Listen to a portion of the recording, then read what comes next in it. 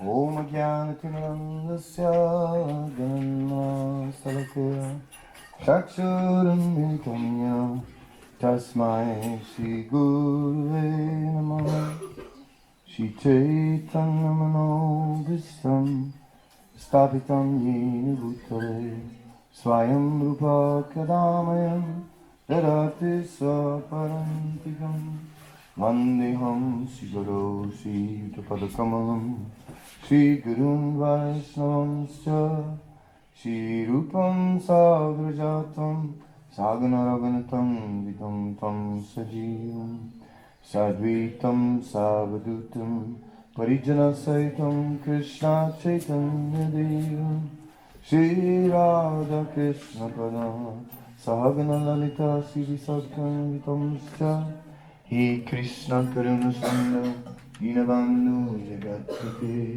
Gopesa Gopi Kakanta Radha Kanchana Mostute Tapta Kanchana Gaurani Radhe Vrindavaneshwari Vrishabhanu Sutade Pranamamadi Vanchakalpatarubhyascha Kripasindhuyevcha Pattanam Pavanebhyo Vaishnavebhyo Namo Namaha Shri Krishna Chaitanya Prabhu Nityananda Shri Advaita Gadadhar Shri Vasadi Gaura Bhakta Vrinda Hare Krishna Krishna Krishna Hare Hare Hare Rama Rama Rama Hare Hare. It sure is right behind it. Well, whatever. It can't be behind my back. It can be open.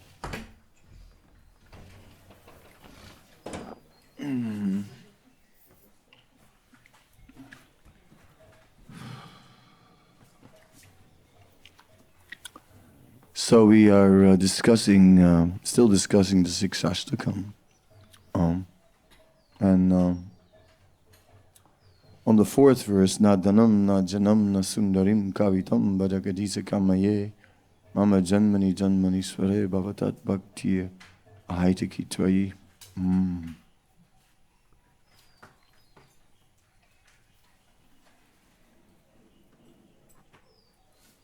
I have no desire to accumulate wealth, nor do I desire beautiful women or any position in this world.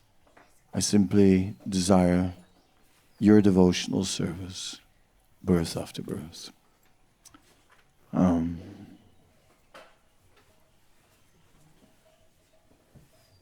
These six Astikam prayers are not so easily realized. We already discussed Trinadapi Sunichena to be so humble, and our conclusion was that we are not humble, and our conclusion was that life, little by little, makes us humble, and now we're talking about being detached from worldly pleasures. Hiranyakasipu, gold and soft bed, just the opposite, Kamani Kanchini, or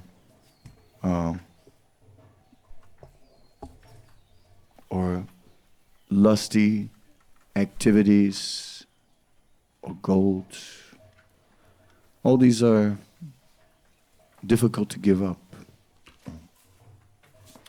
We see that in Sri Chaitanya Mahaprabhu's movement. During his time, the predominant ashram was the Grihastha ashram. We also see that sannyasam palapetrakam, that sannyas was really forbidden. And in this age of Kali, very difficult to do such a thing. Tum, tum, tum.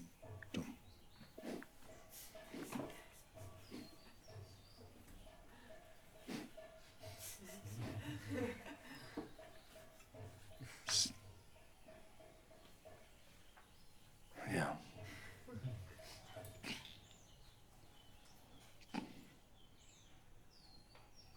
And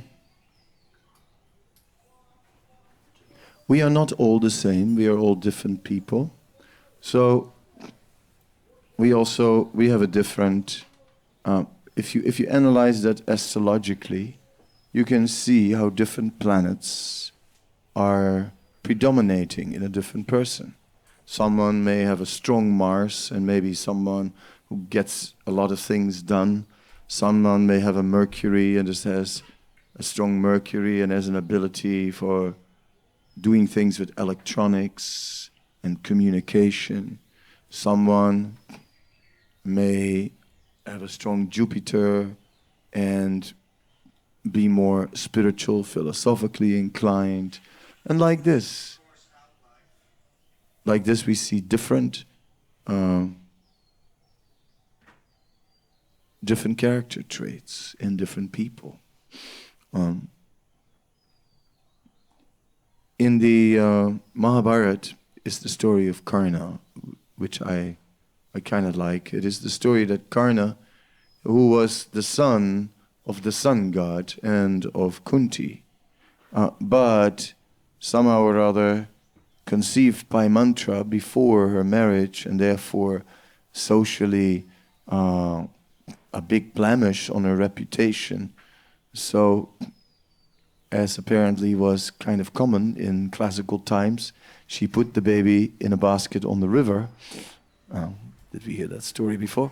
And then he was found and then grew up like the son of a chariot driver. But deep within him, the Kshatriya spirit was very strong, and he always just wanted to be treated like that. So he wanted to study along with the others as a student of Dronacharya. But he was refused on the ground that he was not a Kshatriya. That upset him a lot. But then he thought, let me go to the teacher of Dronacharya because he's still alive. And he went to Parasaram. When he went to Parasaram, he asked Parasaram to be accepted as a student. And Parasaram said, what is your background?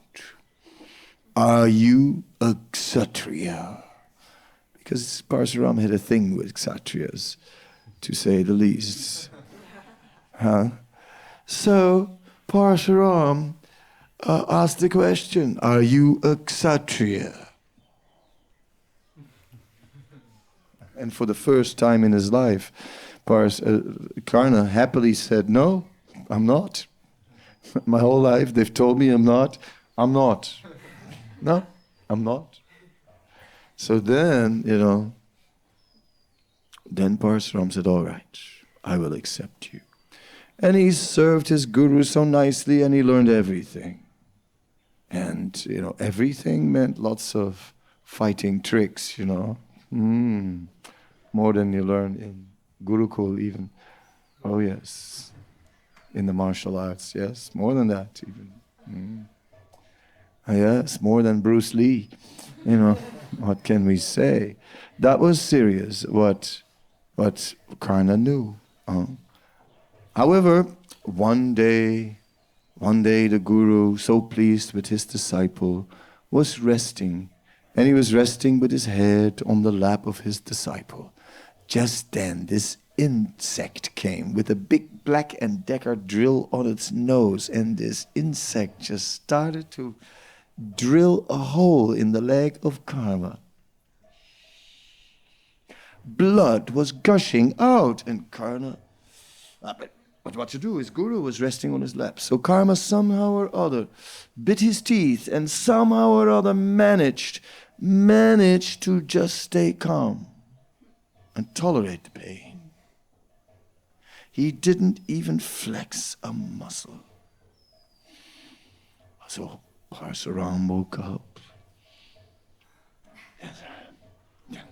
Saw the blood. What is that? Then Karna said, while you were resting, this insect came and stung me in the leg. Just like Parasaram said, how could you tolerate it? How could you tolerate it? He said, I don't know, I somehow tolerated it because you were sleeping. So I didn't want to disturb you, so somehow or other I tolerated. Parasuram smelled a Kshatriya. He said, no one could have tolerated this. No one could have tolerated this but a Kshatriya. You are a Kshatriya. And the story continues, but I stop here. And why do I stop here? Because it's very interesting how Parasuram said that a Kshatriya is the most tolerant, more tolerant even than a Brahmana. I thought that a Brahmana was supposed to be tolerant, and now you're telling me a Kshatriya is more tolerant. How's that? Well, it is like this. The Kshatriya is more tolerant in the moment, in the short term, because the Kshatriya is tolerant on determination. Somehow or other, grit his teeth, straight face, or somehow or other. Tolerate. Whereas a Brahmana is not like that, right? A Brahmana is tolerating not on the strength of determination. A Brahmana is tolerating on the strength of knowledge, of understanding that I'm not this body. And therefore, what is the point of making such a big thing about it? I'm not this body because stung by an insect, it's not good, but anyway, I'm not the body, so what to do? No need to just let my consciousness completely go into it. Leg, stung, leg, stung, leg, stung, leg, stung. What happened to you? Oh, I got stung. Leg, stung. Oh, my leg, stung. No, the Brahmana doesn't go into it. The Brahmana is realizing and remembering that he's on the spiritual platform. So on the strength of knowledge, a Brahmana tolerates. And therefore, his tolerance will last longer, because at one point the Kshatriya is going to wonder, why am I doing this anyway? Why am I so determined? What for? What for? He loses his motivation. Whereas the Brahmana's motivation remains strong. And that is why in the long term, the Brahmana's tolerance is greater, but in the moment, the Kshatriya's tolerance is greater. So I find it very interesting, because I also see this in our spiritual life. I also see that sometimes we approach it from the Kshatriya spirit. I'm gonna do it, I shall do it, like chant these 64 rounds, like somehow or other.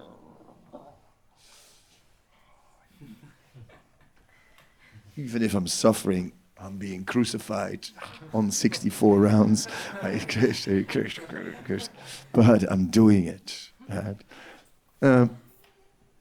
Whereas we're seeing a more Brahminical approach would be to just peacefully continue to chant, and more on appreciation, on understanding, than on I'm going to do this. So we got to reach this Brahminical position instead of the Kshatriya position. That will, because there we are really stronger in the long term, and then there we will last in our detachment. So then you get such a prayer, birth after birth. Well, if you ever get the chance to go back to Godhead, I tell you, go. Go, don't try to be so big and say, I'll come back, Krishna.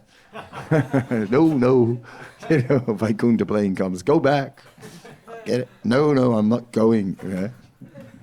I'm not going. I'm staying here to preach, Okay, that's very good.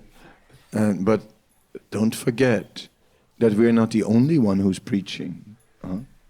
Maya is also preaching.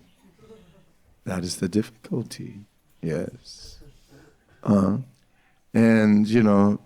as we are preaching to Maya, Maya's preaching back, and who's preaching the most? That's the difficulty. If Maya didn't preach back, preaching would be very easy. But preaching is not so easy, because Maya preaches back. And then what you do? So, in this way, these prayers are very exalted, and we cannot fully realize them. We can take, to an extent, we can take some of the spirit, a bit of the spirit of detachment, a bit of the spirit of being selfless, but not fully. It's very interesting that the Caitanya-charitamrita says, Prema Pumarta Mahan, that the ultimate goal of human life is to develop love of God. And at the same time, we see that Srila Prabhupada, his main motto is back to Godhead. How often does he speak about, the ultimate goal of life is to attain love of God? Not every lecture, sometimes, but back to Godhead is almost always there. And his magazine is even called like that. Who would call a magazine like that? It's too long. Like Time magazine, not magazine of the time. An editor would come in and say, forget it. Time magazine, / cut. Make short. That's what editors do. That's why when editors edit, they use a red pen. They cut, they draw blood.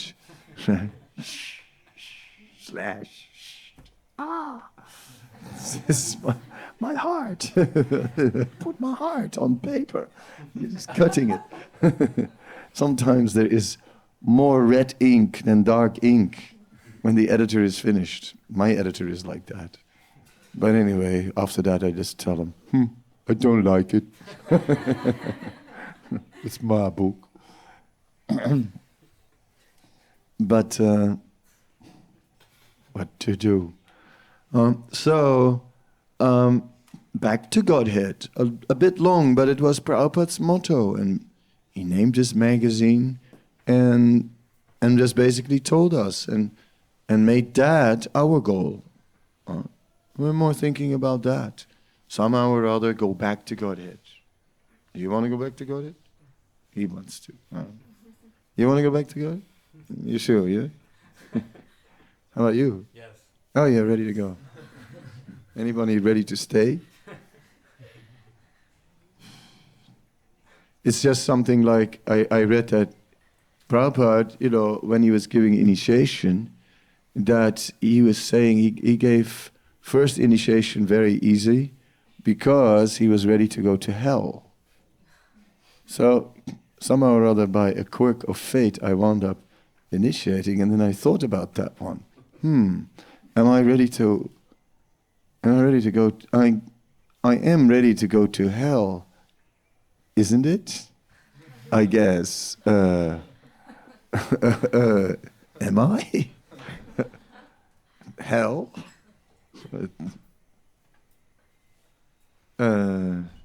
Well, like that, it is a bit intense thinking about that. Pray to Lord Chaitanya, please save me, please save me, please save me somehow or other. Because that doesn't sound very good, actually. I'd rather go back to Godhead and have another party in the spiritual world. That sounds much better. So let us aim at that, to just go back to Godhead and at the end of this life. And now what about going back to Godhead? Yeah, if you remember Krishna at the end of life, I spoke about that the other day a little bit, how at least the few times that I had a near-death experience, especially when I was heavily injured, that it wasn't so difficult to think of Krishna.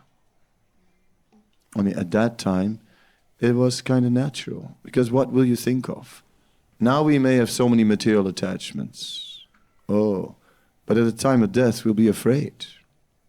We'll naturally be afraid. Now it's getting serious. It's getting serious. And then what? Krishna, help. Right? Naturally, who else, You turn to Krishna at that time. That's the advantage of chanting Hare Krishna for a lifetime and serving Krishna for a lifetime. Even if we are not like on the scale from Shraddha to Prem, somewhere in the upper layers of like Ashakti or Bhava or full-fledged Prem, even if we're not there, you fallen wretch, then, still there is a chance. Because Sri Chaitanya Mahaprabhu is most merciful. And Prabhupada said, 16 rounds, 4 regulative principles, and you'll go back to Godhead. And so there is that compensation element, the mercy, that mercy element. And for me, that is a big thing. And that is what gives hope. They speak of asabandha, hope against hope, that somehow or other, despite the fact that we know that we're not that qualified, that we still have all the hope to go back to Godhead, because all that mercy is there. So you go by mercy, whether you want or not. We're just going to take you. That's it. Right? That's the plan. That's actually the whole plan. And everybody takes everybody. So, yeah, you got to take your parents back. Yeah? That's what you have to do. Your mother, even your auntie, Even my auntie, come on. Why not? Auntie's not that bad. She's, after all, your auntie. So, devotees sometimes ask, when it says in scriptures that 7 generations before and 7 generations after are going back to Godhead. In case a devotee goes back. We read that in Palat's past. So, they asked, what does that mean? What does that mean? Does it mean only your father and your mother and your kids, or your auntie also? Why not your auntie? I had one auntie, and this auntie had a mustache. and she was shaving. She was shaving it. And she tried to kiss me when I was a kid. And it scared the daylights out of me. I would run far if she would come. Oh, God. And she liked me. And she always wanted to sit next to me on family dinners. So even that auntie, even she can go back, Why not? We can imagine the generosity of Sri Chaitanya Mahaprabhu. How can one understand it? If we use our Dr. Frog mentality in trying to understand the mercy of Chaitanya Mahaprabhu and think, is he this mercy? No more. Is he this merciful? No more. Is he still more? So, he is Karuna Sindhu. He is the ocean of mercy. Mercy in all directions. Mercy everywhere. And Nityananda's mercy, Prabhupada's mercy. Every acharya is important. Every acharya is important. And why is every acharya important in our entire sampradaya? I think, because every acharya gave us transcendental knowledge. Yes, that is true. That is one reason why every acharya is important. But more important still every acharya is important because he prayed for us. Because all that knowledge, it's nice. I mean, I like knowledge myself a lot, but living by it is not so easy. It's easy to give a big lecture. That's easy. But it's hard after the lecture to actually live by what you said. That's more difficult. So, therefore, every acharya prayed for us, whether we were able to follow or not. And the acharyas, they're all like incredible devotees. I mean, look at them. Right? They all were inconceivable in what they did. Yeah?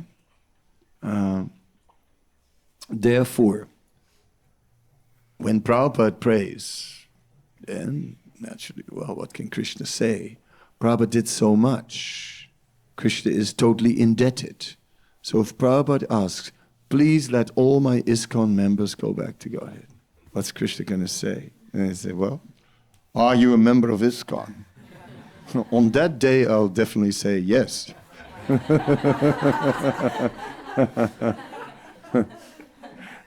Why am I saying that day? Because these days they're working. They're making a constitution, I heard, and in the constitution they want to define what a member of ISKCON is. And I sort of wanted to ask, do I have to be one? Can't I just do devotional service? Gosh, the constitution is scary. Help. Kind of just deal with Nityananda. You know, do I have to deal with the constitution? Uy. Scary constitutions. Your constitutional rights and your constitutional duties.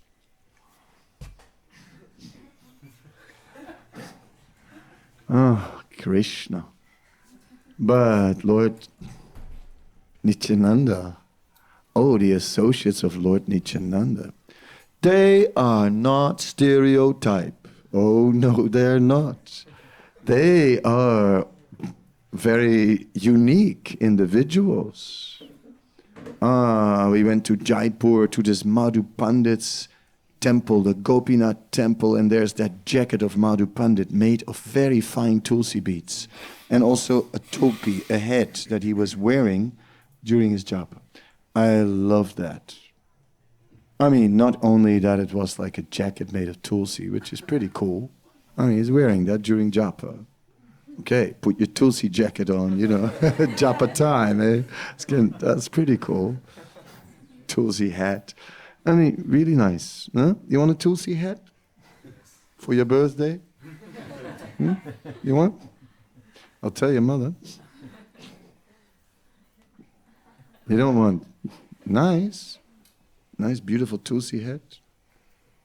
Tulsi jacket? What you want? Tulsi boots? No, that's not possible. Anyway, not on your feet, only on the feet of the Lord. But, on the head is nice. So tulsi, a tulsi jacket. But then, so I like it because it's tulsi, but that's not the main reason why I like it. I like it that Madhu Pandit was such an eccentric personality. I really like that. That he was just so outrageous that he just wore this tulsi jacket, you know what I mean? And nobody sort of didn't care what people thought about him. Like, I mean, look at him, Hey, look at Madhu, Come on, Madhu, just act normal, will ya? Look at that, Hey, Madhu's on a Tulsi trip, You can just imagine what people were saying, Everybody must have been talking about it. Hey, you seen Madhu? Nah. Oh, he got himself a Tulsi jacket. Really? Nah, that's too much. Yeah, no, really, he wears it, yeah. Of wood? Yeah. Nah, get off it. I don't believe it. Yeah? I mean, you can understand how Madhu Pandit was just such a far-out personality. He didn't care. He's just totally transcendental. I mean, really, Interesting. So yes, the associates of Lord Chaitanya, Lord Nityananda, they were rugged individuals. I have a picture somewhere, which I'm not going to show you, but it is a picture from one of these Buddhist initiations, where there's like 1,000,000 people or something like that being initiated. And there's these 1,000,000 Buddhists being initiated, and they're all wearing the same outfit and all perfectly the same. Absolutely like exactly copies from each other. 1,000,000 of them. That would never work in the Hare Krishna movement. It is not possible. We can't do that. No way. Even, if we're supposed to, right? Okay, fold your dhoti in a certain way. It's not going to work. I mean, somebody's going to, pull it up like... Somebody's going to wrap it around the middle, and then you've got some guys who wear 3 skirts, I mean, yeah. And you got the ladies, the ladies, they go Bengali style. They tie a key at the end. There's got to be a key or at least a coin tied in the end. It's got to be, otherwise it falls off. And then it goes like that and goes over like a chadar. Really cool, So many amazing varieties of styles. You go Maharati and you have a tail like a dhoti, All that stuff. Go past me. All that stuff is going on. So there's so many ways of individual expression. And it doesn't stop with the dress.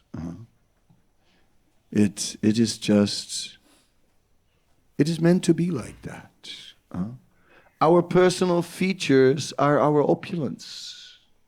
It is meant to be like that. Use what you have.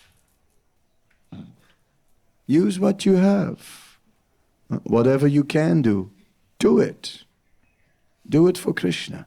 And when you do what you're good at for Krishna, if it's not sinful, right, then that's far out. If you are into art and you can do it for Krishna, hey, that's fun. I mean, if you ask me to draw for Krishna, Krishna will cry and I will cry. I can't draw. I mean, I never got beyond the stage of the 6-year-old. I stopped there. Right? That's as far as I got. I can make some contours. I sort of know how to make a car and a house and some sort of... But, when I try to draw an elephant, it looks like a camel. When I try, and so on and so on, I just can't draw. I can't, I mean, what can I say? I can do a Picasso, like that I can do. I can splash some paint around. That's okay. And, sense of color, okay, that I can manage, But otherwise, no. Not possible. So, it's got to be like that. Let us use what we have for Krishna. And let us just make the best offerings we can. And then, of course, there's also something like doing the needful, right? Obviously, there are things nobody likes to do that need to be done for Krishna. We're looking after Krishna's interest. So in this world, there's like and dislike. But we use what we can do for Krishna. And that makes it exciting. That makes spiritual life exciting. Some special talent, whatever it is.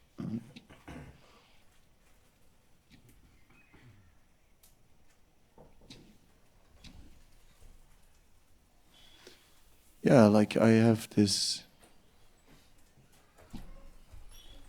one lady disciple in South Africa, and she's like very big in size, XXL. And And then she likes to do plays. And it turns out she raps really well, actually. She's good.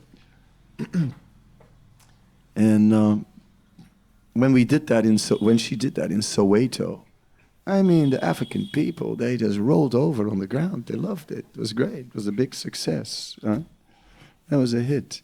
So it's okay. We can be what we are for Krishna. We can be our natural self. That is what this movement is. This is not the stereotype movement. That's the Buddhists. This is the movement of the individuals. Well, I like that very much because that's all I can be. Yeah, it's not that that's what I need to be, but I tell you honestly, it's all I can be. All I can be is what I am. And if I try to be something else, it's going to be very miserable. It's going to be extremely depressing and many other things. Right? And I'm going to show some symptoms which you don't want to see. You know, Kadamba Sura will come out. If you try to turn me into something that I don't like, then I become something you don't like. That is the difficulty. So this movement is in this way, a movement which harnesses the natural qualities of every individual and sees them as an opulence. So our topic is detachment. Right? So, and you can see I sort of spoke a bit about detachment. And like a boat, I took off on the lecture and I paddled a little bit on the waves and spoke a bit of detachment. And then at one point, with great determination, I steered the boat in another direction. And now I'm steering it back towards detachment and saying that, yes, this is how our detachment works. Nirbandha Krishna Sambandha Yukta Vairagya Uchate. That we engage our propensities, and then what happens is, after a while, the propensities they change for attachment to Krishna. It's like, I like to tell stories, real life stories. So one real life story is that I was in Vrindavan and I joined there and I became the servant of a very strict sannyasi. So he's very strict, and then, I wasn't so peaceful in those days. And so why wasn't I so peaceful? Well, for one thing, I had lived with this girl for 5 years, on and off, I must admit. Sometimes I took a holiday. But still, we'd sort of been together for 5 years. And then suddenly there I was, spiffy saffron and everything, brahmachari. Machari. Hare Krishna, Krishna Krishna, Hare Hare. And then I one day mentioned to the sannyasi that my mind was a little bit disturbed because sometimes I was remembering that I, left her behind. And he said, "Oh, that may take some time. That may take 10 years. And then he said more after that, but I didn't hear it anymore because I only heard the echo of 10 years, 10 years, 10 years, 10 years, 10 years. I'm never going to last 10 years. So that became a problem. So that's the point where I decided that for me, this brahmachari ashram is artificial because really I already kind of made the commitment before. So, okay, I went. I decided to go and look for my former girlfriend, or for my girlfriend at the time. And I did. And Holland is the place where I'm from, where she's from. So I went there, and then she was there. People said, no, she's in France. I went to France, came to France, went to this place where she was, and it was on a hill somewhere. All these houses of natural stone and this and that. So not exactly house numbers, you know what I mean? So which house? Je ne sais pas. I don't know. I don't know which house it is. So I was looking for the house, but I could not find the house. It was very difficult. So as I was walking, I came to the first house, and the door was open. And there was a boy sitting at a table with a bottle of wine. And he says to me, "Welcome, have a seat." No, thanks. No. I've been at that table before. And no, I'm not going to sit down. But do you know so-and-so? Yes, up the hill.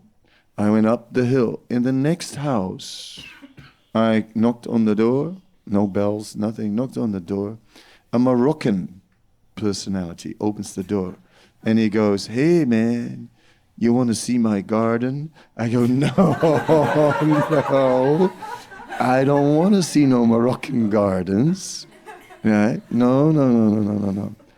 So I said, "No, thanks. But do you know so-and-so?" And I said, yeah.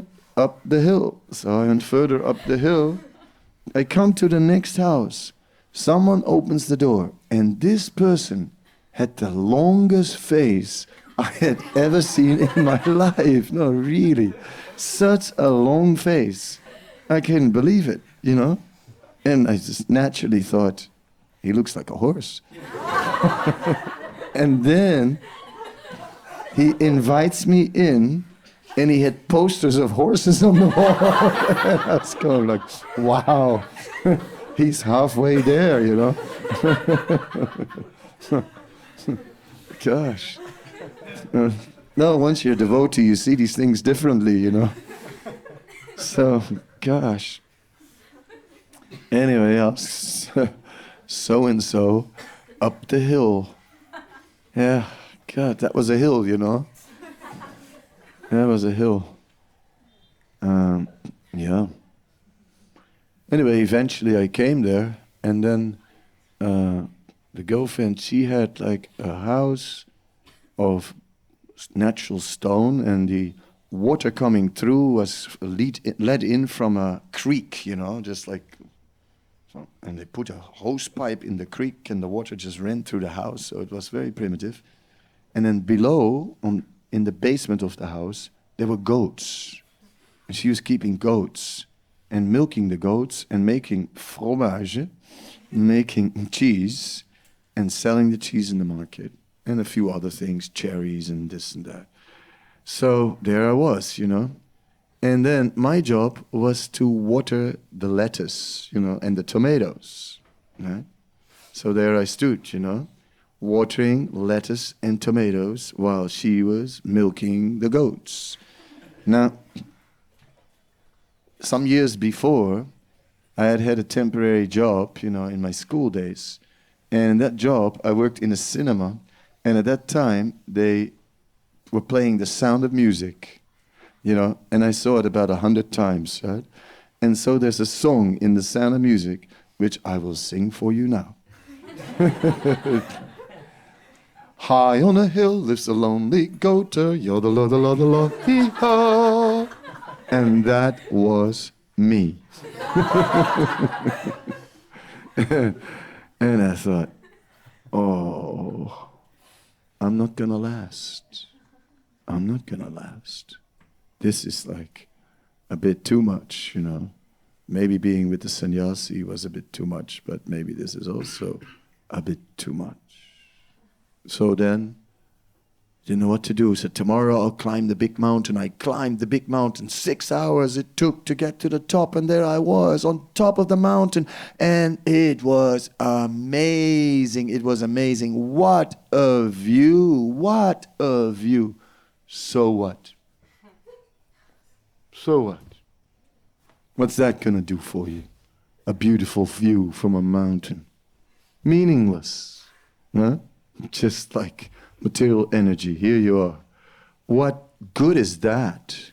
So then, I came back down that mountain after that long exercise, sitting in the valley, and as I came down from the mountain, my consciousness went down with the mountain, and by the time I was in the valley, I was totally depressed. I said, what am I going to do now? Didn't know what to do.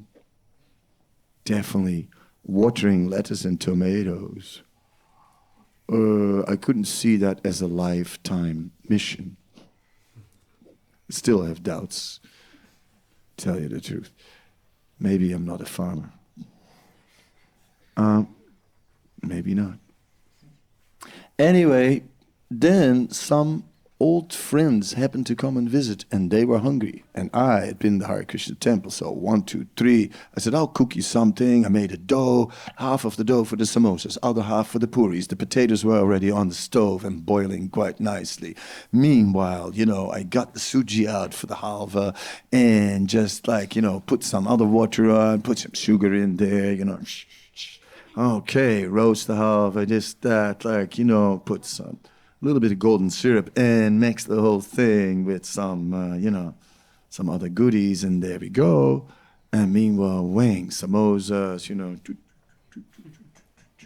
no problem, Then, okay, sabji, tomato chutney, everything, bang, in half an hour. And ding, ding, ding, ding, ding, ding, ding, ding, ding, ding, ding, I offered it all. And then these people ate it, and they were amazed. What? You made all that? Wow. I can't believe it. That's really good. And they were in ecstasy, and I was in ecstasy. I did some devotional service. That's when I knew that a life with goats was not for me. And subsequently, I decided the next day that I was going to cook a huge feast for all the crazies on the hill. So I cooked this feast.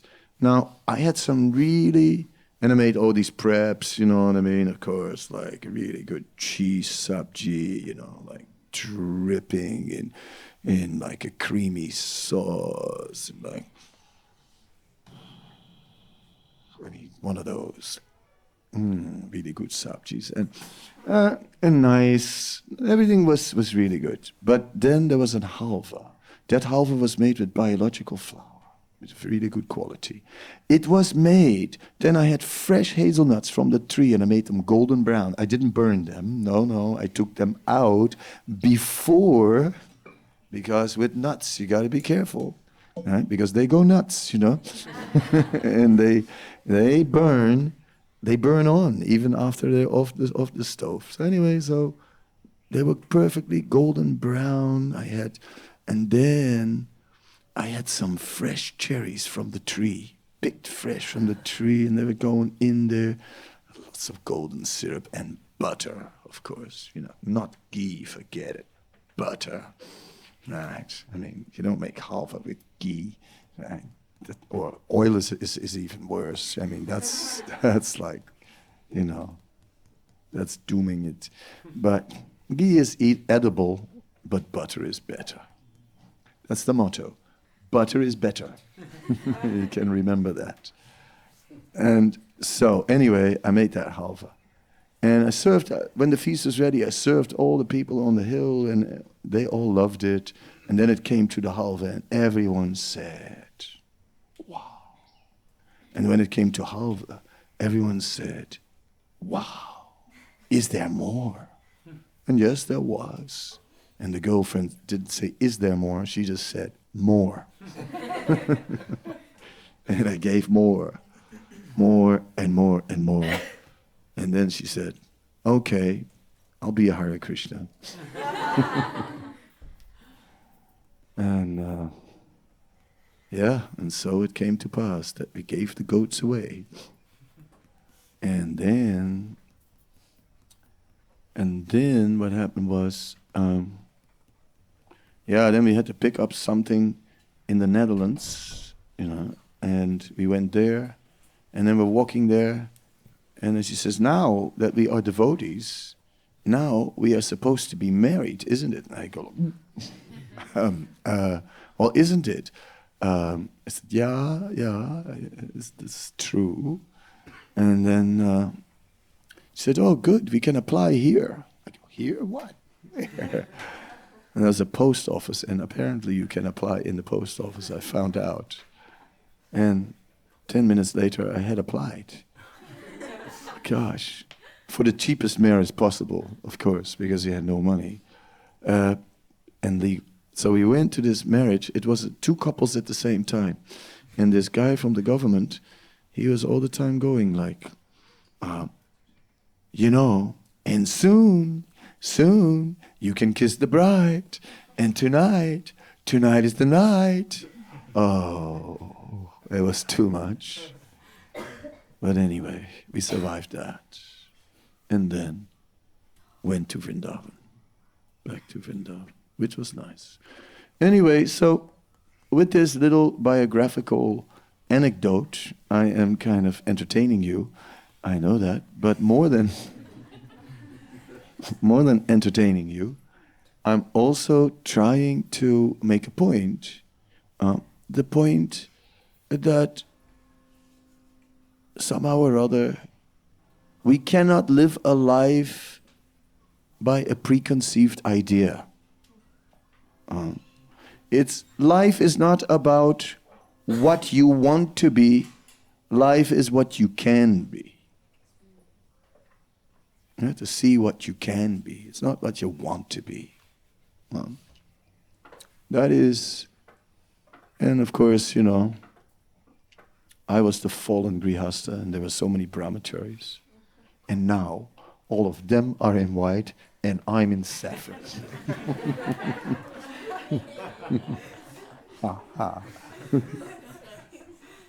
Anyway, I'll keep my head low. By Krishna's mercy. And the mercy of my spiritual master. Somehow or other, may I bring something good to this sannyas order of life. May I bring something good to this movement. And may my life carve out a path for others. I spoke about the natural path, right? And this somehow or other appeals to my mind, the natural path. Now, is there any scriptural evidence for this, or are you just going to tell us stories and just keep on talking straight from your mind, Swamiji? I'm going to Kavikarnapur. Is he good enough for you as an authority? Huh? You accept Kavikarnapur? Huh? Definitely? Huh? Yes, I mean, you'd better, because Kavikarnapur, when being a baby, sucked the toe of the Lord, of Lord Chaitanya. Now that had a special effect on him. It is a shortcut, right? If you suck the toe of the Lord, that is highly recommendable. Kavikarnapur, when he was only small, started to recite all kinds of Vedic literature and started to write incredible poetry, deep philosophy about the mood of separation and all that. He understood everything. So Kavikarnapur has written a play called the Caitanya-charitamrita. Krishnadas Kaviraj Goswami quotes it left and right in Caitanya-charitamrita, and Prabhupada calls it an authorized biography. So Caitanya-charitamrita is an authorized biography, if you have any questions. And there, Kavikarnapur speaks about purified naturalness. Now, when I read it, then I was, that was what I had been looking for a long time. And there it was. Some sort of visitor. Spider. Ant. Worm. Oh, a worm. They come from my ears.